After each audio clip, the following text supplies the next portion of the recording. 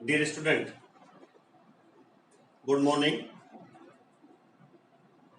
हम आपको solution chapter पढ़ा रहे थे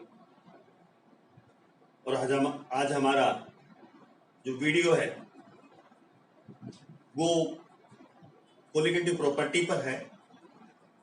और आज हम जो आपको कोलिगेटिव प्रॉपर्टी पढ़ा रहे हैं, अनुसंख्य गुणधर्म पढ़ा रहे हैं, वो पहला गुणधर्म है ऑस्मोटिक प्रेशर, प्राशर दाब। अब प्राशर दाब जानने से पहले आप ये बताइए, what do means osmosis? Parasaran किसे कहते हैं, ये जरूरी है। अब व्हाट डू मीन्स ऑस्मोसिस?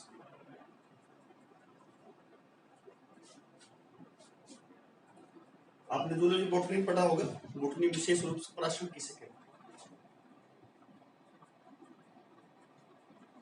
आपने सूखे टमाटर के बारे में सुना होगा, किशमिश के बारे में सुना होगा। यदि किशमिश को हम पानी में रखते हैं तो फूल जाती, ऐसे सूखा टमाटर को यदि जल में रखते हैं तो वो भी फूल जाता। ये सब पराशरण प्रक्रिया है।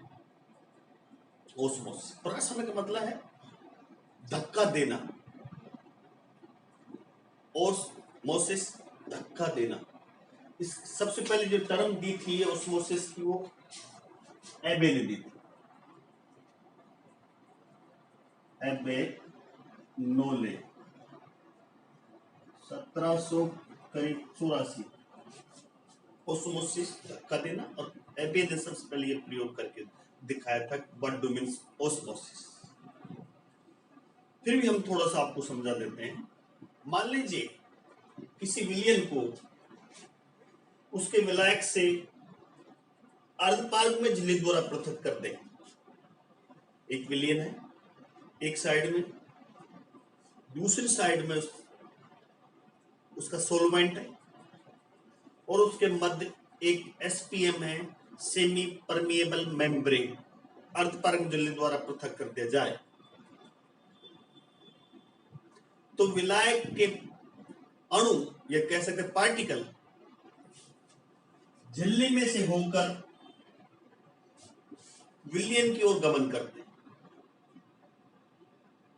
पुनः सुन लीजिए, जब किसी विलयन को उसके विलायक से अर्धपारग में झिल्ली द्वारा पृथक कर दिया जाए तो विलायक के अणु झिल्ली में से होकर विलयन की ओर गमन करते हैं। इस प्रक्रिया को, इस प्रोसेस को ओस्मोसिस कहा जाता है। और यह प्रक्रम तब तक जारी रहता है विलयन और विलायक के मध्य, जब तक दोनों ओर सांद्रता बराबर नहीं हो जाए। दोनों की सांद्रता, विलयन और विलायक दोनों तरफ सांद्रता बराबर नहीं हो जाए, तब तक ये प्रक्रम जारी रहता है, जब तक साम्य स्थिति नहीं आती। इस डायग्राम देख लीजिए, ऑस्मोसिस की हमने परिभाषा बताई। ये विलयन है, सॉल्यूशन ये सॉल्वेंट है, इसको एसपीएम, सेमी परमेबल मेम्ब्रेन द्वारा पृथक कर दिया गया तो विलायक के अणु झिल्ली में से होकर विलयन की तरफ गमन करते हैं। यह प्रक्रिया ओस्मोसिस कहलाती है। ये कब तक जारी रहेगी प्रक्रिया? जब तक कि दोनों तरफ सांद्रता बराबर नहीं हो जाए। इसको हम दूसरी तरह से परिभाषित भी कर सकते हैं। ये विलयन और विलायक की बात है। अब मान लीजिए किसी विलयन के दो विलयन बनाए हमने, मान लीजिए 1/n/10 और 1/n/20, उसी विलयन का, एक विलयन के दो भिन्न विलयनों को यदि अर्धपारग में झिल्ली द्वारा अलग कर दी जाए, एक उच्च सांद्रता का, एक कम सांद्रता का, उसको एक एसपीएम द्वारा पृथक कर दिया जाए, अर्धपारग में झिल्ली द्वारा पृथक कर दिया जाए, तो विलायक के अणु, सॉल्वेंट्स के मॉलिक्यूल्स कम सांद्र विलयन से उच्च सांद्र विलयन की ओर गमन करें। इस डायग्राम से देखिए,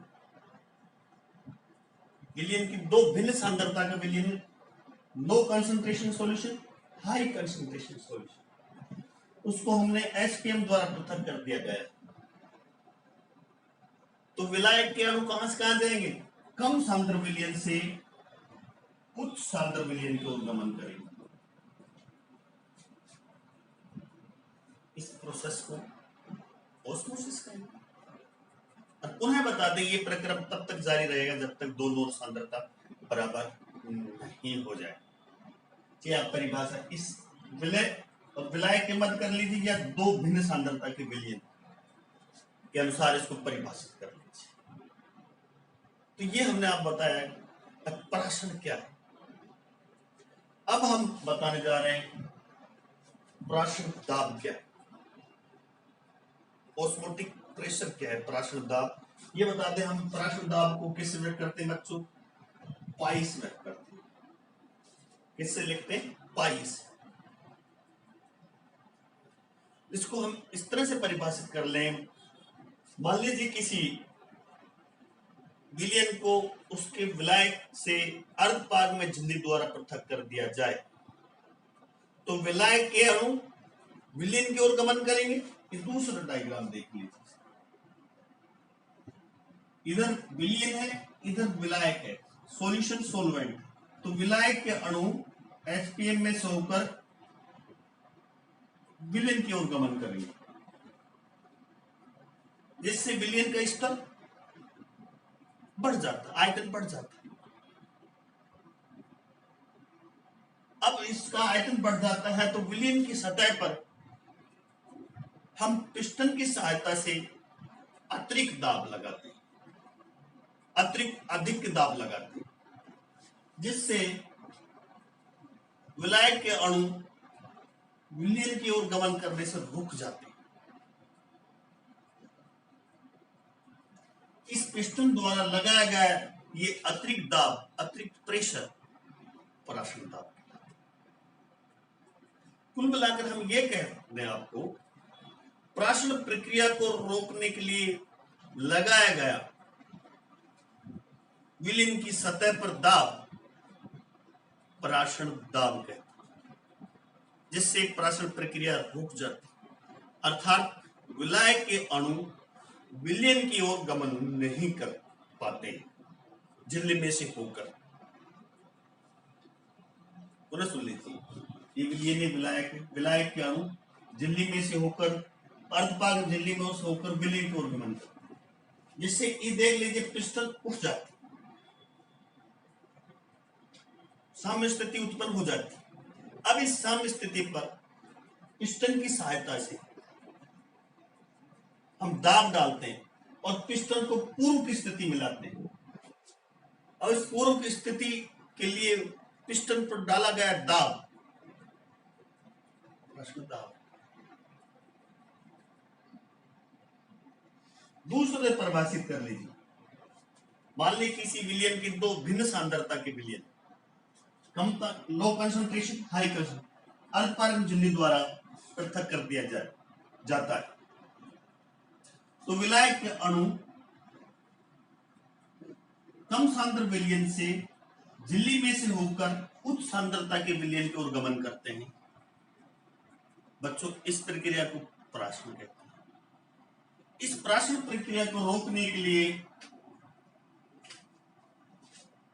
उच्च सांद्र विलयन की ओर से डाला गया दाब प्राशन दाब है,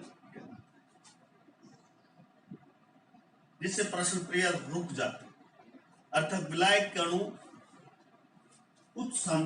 कम सांद्र विलयन से उच्च सांद्रता के विलयन की ओर गमन रुक जाता है उनका। इस दाब को डाला गया दाब, विलयन की सतह पर डाला गया अतिरिक्त दाब प्राशन दाब कहलाता है, ऑस्मोटिक प्रेशर। तो परिभाषा, ये भी परिभाषा प्राशन दाब। तो ये था प्राशन किसे कहते हैं और प्राशन दाब किसे कहते हैं। प्राशन प्रक्रिया को रोकने के लिए जो दाब डालते हैं विलयन की सतह पर, वो प्राशन दाब कहते हैं। इसको पाई से व्यक्त करते हैं। अब पढ़ेंगे हम प्राशन दाब के नियम, लॉ ऑफ ऑस्मोटिक प्रेशर। प्राशन दाब के कौन कौन से नियम? देखिए, एक फेफर साइंटिस्ट हुआ था, फेफर ने कुछ प्रयोग किए और कुछ ऑब्जर्वेशन प्राप्त किए, कुछ प्रेक्षण प्राप्त किए। प्रेक्षण के आधार पर वान टॉप ने डाइल्यूट सॉल्यूशन के लिए कुछ नियम दिए, तनु विलयन के लिए कुछ नियम दिए जिन्हें प्रश्न दाब के नियम कहा जाता है। ये कह सकते हैं प्रश्न दाब के वान टॉप नियम भी कहते हैं। वान टॉप ने तनु विलयन और गैसों के मध्य संबंध स्थापित किया। किस किस के मध्य? डाइल्यूट सॉल्यूशन, तनु विलयन, ये तनु विलयन है जिसमें सॉलिड सॉलिड के कण दूर दूर होते हैं, ये गैस के पार्टिकल है, और ये तनु विलयन है।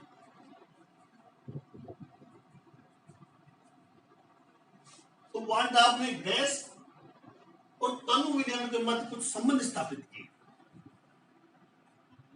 और दोनों के संबंध स्थापित करने के लिए कुछ नियम दिए जिसे हम प्रश्नदाब के नियम कहते हैं।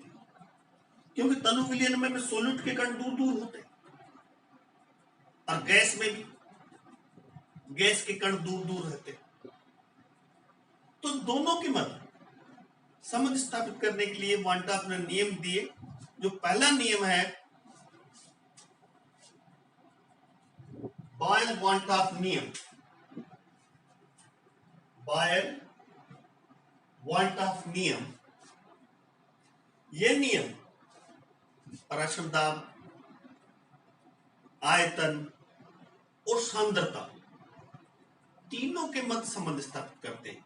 मतलब प्रश्न दाब, विलयन के प्रश्न दाब, विलयन का आयतन और विलयन की सांद्रता तीनों के मध्य संबंध स्थापित करता है।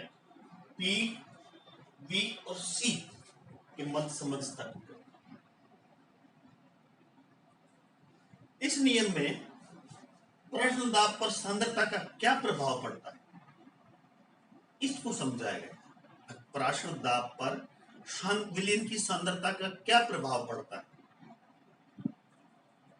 ये भी समझाया गया इसमें। जिस प्रकार से आपने बायल का नियम गैसों के लिए पढ़ा होगा,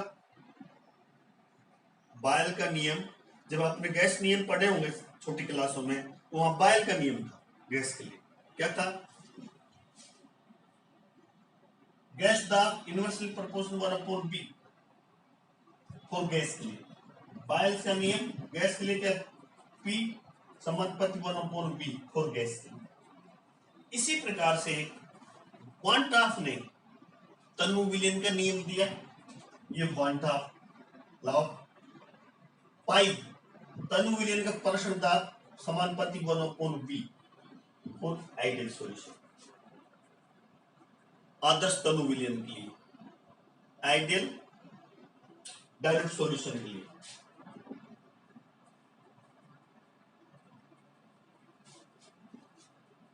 जिस प्रकार से गैस के लिए किसने नियम दिया? बायल्स ने। उसी प्रकार से वान टॉप ने आदर्श तनु विलयन के लिए नियम दिया। दोनों में समानता, गैस दाब है, ये तनु विलयन का दाब है, प्रश्न दाब है, इनवर्सली प्रोपोर्शनल 1/b। तो यदि हम यहीं इसको परिभाषित करें, किसी विलयन का, किसी तनु विलयन का प्रश्न दाब एक मूल विलय रखने वाले विलयन के आयतन के व्युत्क्रमानुपाती। यहां n बराबर क्या है? 1 मोल। किसी तनु विलयन का प्रश्न दाब एक मोल विलय रखने वाले विलयन के आयतन के व्युत्क्रमानुपाती होता है। दूसरी परिभाषा इसको इस प्रकार करें, पाई वी बराबर कांस्टेंट, स्थिर ताप पर टेम्परेचर क्या है यहाँ? कांस्टेंट। स्थिर ताप पर तनु विलयन का प्रश्न दाब और उसके आयतन का गुणनफल मल्टीपल स्थिर होता है। तनु विलयन का प्रश्न दाब और उसके आयतन के गुणनफल का मान स्थिर रहता है, कांस्टेंट। क्लियर? एक और प्रकार से परिभाषित कर सकते हैं, स्थिर ताप पर तनु विलयनों का प्रश्न दाब उसकी सांद्रता के समानुपाती होता है। At constant temperature the osmotic pressure of a dilute solution is directly proportional to its concentration. तो हमें ताप कांस्टेंट है, इससे ताप पर तनु विलीन प्रश्न दाब उसकी सांद्रता के समानुपाती। तो ये था पहला नियम। सांद्रता का प्रश्न दाब पर क्या प्रभाव पड़ रहा है, डायरेक्टली प्रोपोर्शनल। दूसरा प्रश्न दाब का नियम है चार्ल्स वॉन्टॉफ लॉ। चार्ल्स वॉन्टॉफ लॉ यह कह सकते हैं प्रश्न दाब पर ताप का प्रभाव। यहां प्रश्न दाब पर परम ताप का क्या प्रभाव पड़ता है, एब्सोल्यूट टेम्परेचर का क्या प्रभाव पड़ता है। पहला था प्रश्न दाब पर सांद्रता का क्या प्रभाव पड़ता है, दूसरा है प्रश्न दाब पर परम ताप का क्या प्रभाव पड़ता है। ये दूसरा नियम। जिस प्रकार से चार्ल्स ने गैसों के लिए नियम दिया था, ध्यान हो क्या था, P समानुपाती T, गैस दाब परम ताप के समानुपाती होता है। उसी प्रकार से वॉन्टॉफ ने आइडियल डाइल्यूट सॉल्यूशन के लिए नियम दिया पाई समानुपाती T। पाई समानुपाती T मतलब स्थिर आयतन पर तनु विलयनों का प्रसारण दाब उसके परम ताप के समानुपाती होता है। At constant volume the osmotic pressure of a dilute solution is directly proportional with absolute temperature। परम ताप के समानुपाती इस तरह कर सकते हैं पाई अपॉन टी बराबर कांस्टेंट स्थिर आयतन पर तनु विलयन का प्रसारण दाब और परम ताप का अनुपात रेशो स्थिर होता है। इस तरह परिभाषित कर सकते हैं। क्लियर? ये परम ताप के समानुपाती है, सांद्रता के समान। तीसरा नियम नहीं है, फर्स्ट और सेकंड नियम को मिलाकर तीसरा नियम दिया गया तनु विलयन की एक समीकरण बनाई गई, एक व्यापक समीकरण बनाई गई, एक जनरल इक्वेशन दी गई, general equation for ideal dilute solution.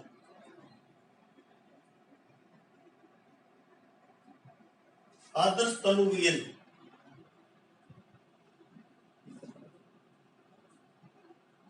Ideal dilute solution के लिए जो समीकरण दी गई, एक व्यापक समीकरण दी गई जिसको हम वॉन्टॉफ समीकरण भी कहते हैं या तनु विलयन की सामान्य समीकरण भी कहते हैं। किस तरह से आप ड्राइव करेंगे इसको? पहला ला पाई समानुपाती बी, दूसरा पाई समानुपाती टी। इसको और हमने इसको लिया, first and second law combined P समानुपाती टी अपॉन वी, दोनों को मिलाया पाई वी बराबर एस टी। एस यहां बच्चों क्या है, फिलहाल इस प्रोपोर्शनल कांस्टेंट समानुपाती स्थिरांक जिसे वॉन्टॉफ स्थिरांक भी कहते हैं, विलियन स्थिरांक भी कहते हैं, सॉल्यूशन कांस्टेंट भी कहते हैं, वॉन्टॉफ कांस्टेंट भी कहते हैं। ध्यान रखें, यदि सॉल्यूट के n मोल हो तब इस समीकरण क्या हो, पाई v बराबर NST। एस पुनः समझा रहे हैं विलियन स्थिरांक है, और ये जो समीकरण है ये वॉन्टॉफ समीकरण फॉर डाइल्यूट सॉल्यूशन। तनु विलियन की वन टॉप समीकरण कहलाती है, तनु विलियन की समीकरण कहलाती है। इसको आप जरूर ध्यान रखना है, पाई वी बराबर NST, N मोल की। अब आइडियल गैस समीकरण आप ध्यान दीजिए, पढ़ा होगा। आइडियल गैस समीकरण क्या है? N मोल के लिए PV बराबर nRT है। Clear? Ideal gas equation PV बराबर nRT। वन टॉप ने S का मान ज्ञात किया, तो S का मान जो ज्ञात किया, S का मान R के मान के लगभग बराबर आता है। जो R गैस स्थिरांक है, इसमें जो R गैस स्थिरांक है, इसका मान क्या होता है? 0.0821 लीटर एटमॉस्फेयर प्रति डिग्री प्रति मोल। S का मान ज्ञात किया, वो भी लगभग 0.0823 लीटर एटमॉस्फेयर डिग्री प्रति डिग्री प्रति मोल पर।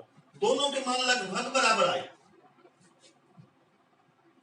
S विलियन स्थिरांक और R गैस स्थिरांक, दोनों के मान समान आए, तो इससे स्पष्ट होता है तनु विलियन और गैसों के मध्य समानता होती, क्योंकि गैस में भी अणु दूर दूर होते हैं गैस का, और तनु विलियनों में भी अणु दूर दूर होते हैं। तो वन टॉप ने गैस और तनु विलियन के मध्य समानता स्थापित की, और समानता स्थापित की तो एक समीकरण दी, हम इसको लिख सकते हैं पाई वी बराबर nRT। R और X का मान एक ही है, दोनों के मान लगभग बराबर, तो लिख सकते पाई बराबर nRT। R की जगह S की जगह R लिख सकते हैं। तो ये समीकरण है तनु विलियन की वन टॉप समीकरण कहलाती है, या तनु विलियन की व्यापक समीकरण जनरल इक्वेशन कहलाती है। तो ये फर्स्ट नियम, सेकंड नियम, जो थर्ड नियम है, फर्स्ट और सेकंड नियम को मिलाकर बनाया गया। एक तनु विलियन के लिए व्यापक समीकरण दी गई, पाई वी बराबर NST कह लीजिए, पाई वी बराबर nRT कह लीजिए, क्योंकि R और S का मान लगभग लगभग बराबर। एक चौथा नियम और है, एवोगैड्रो वन टॉप लॉ।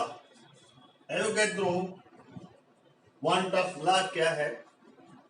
मान लीजिए आपके पास दो विलियन, दोनों विलियन के लिए वन टॉप समीकरण क्या लिख सकते हैं? 1 पाई 1 V1 N1 R T1। दूसरे के लिए पाई 2 V2 N2 R T2। दो आपके पास विलियन हैं,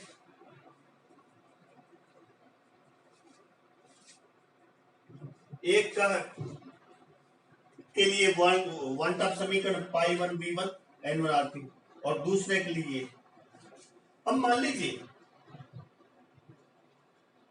दोनों विलियनों के ताप समान है, उनमें घुले हुए मोलों की संख्या समान है। मान लीजिए दोनों में N1 बराबर N2, विलियनों में घुले हुए मोलों की संख्या बराबर है, दोनों का ताप बराबर है, और जिसमें N1 N2 मोल घुले हुए हैं उनके आयतन भी बराबर, तो पाई 1 बराबर पाई, तो उनके पराशर दाब भी बराबर होंगे। यदि दो विलियनों के ताप बराबर है, उसके आयतन भी बराबर है, और उसमें घुले हुए उनके मोलों की संख्या भी बराबर है, तो उनके दोनों विलियनों के पराशर दाब भी बराबर होंगे। ऐसे विलियन समपराशदाबी विलियन कहलाते हैं,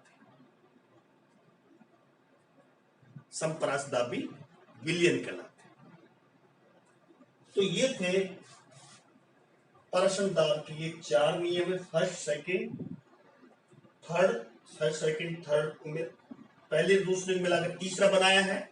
चौथा एवोगैड्रो वन टॉप नियम। यदि विलयन का आयतन बराबर है, मोलों की संख्या बराबर है, ताप बराबर है, तो उन विलयनों के पराशण दाब भी बराबर। क्लियर? लेकिन पराशण दाब की कुछ लिमिटेशन, सीमाएं हमेशा नहीं लागू होते। पराशण दाब नियम की क्या सीमाएं हैं? लिमिटेशन क्या है? एक लिमिटेशन तो ये है, विलयन तनु होना चाहिए, वैल्यू पर्याप्त तनु होना चाहिए, अत्यंत तनु होना चाहिए। दूसरा, ताप स्थिर होना चाहिए, T कांस्टेंट। और तीसरा, जो विलय पदार्थ है वो एवार्पशील होना चाहिए, नॉन वोलाटाइल और नॉन इलेक्ट्रोलाइट होना चाहिए। Non polar